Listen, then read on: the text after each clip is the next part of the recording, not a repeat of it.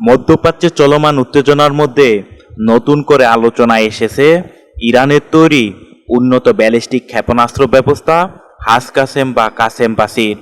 ইরানের দাবি অনুযায়ী এই ক্ষেপণাস্ত্রটি অত্যন্ত আধুনিক প্রযুক্তি দিয়ে তৈরি, যা শত্রুর শক্তিশালী প্রতিরক্ষা ব্যবস্থা ভেদ করার লক্ষ্যে ডিজাইন করা হয়েছে।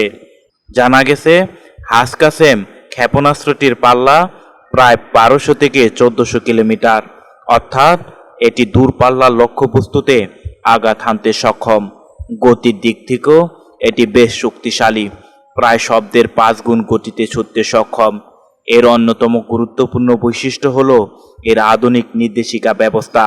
এতে ব্যবহার করা হয়েছে তাপীয় ইমেজিং প্রযুক্তি, যার ফলে এটি লক্ষ্যবস্তু নির্ধারণে আরও নির্ভুল হতে পারে।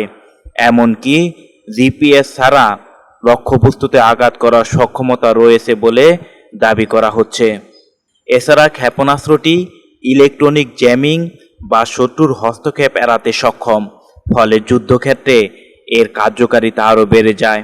এই ক্ষেপণাস্ত্রে সলিড ফুয়েল বা কঠিন জ্বালানি ব্যবহার করা হয়েছে, যার ফলে খুব দ্রুত গতিতে উৎক্ষেপণ করতে সক্ষম, যা যুদ্ধ পরিস্থিতিতে বড় একটি সুবিধা দেয়। ইরানের রেভলিউশনারি গার্ডস বা আইআরজিসি ইতিমধ্যে এই ক্ষেপণাস্ত্র ব্যবহার করেছে বলে জানা গেছে। বিশ্লেষকরা বলছেন, এটি মধ্যপ্রাচ্যের সামরিক ভারসাম্যে নতুন মাত্রা যোগ করতে পারে। তবে এই তথ্যগুলো বেশিরভাগই ইরানের নিজস্ব দাবি, স্বতন্ত্রভাবে সব তথ্য যাচাই করা সম্ভব হয়নি। সব মিলিয়ে কাসেম ক্ষেপণাস্ত্রকে ঘিরে নতুন করে উদ্বেগ এবং কৌতূহল দুটিই বাড়ছে আন্তর্জাতিক মহলে।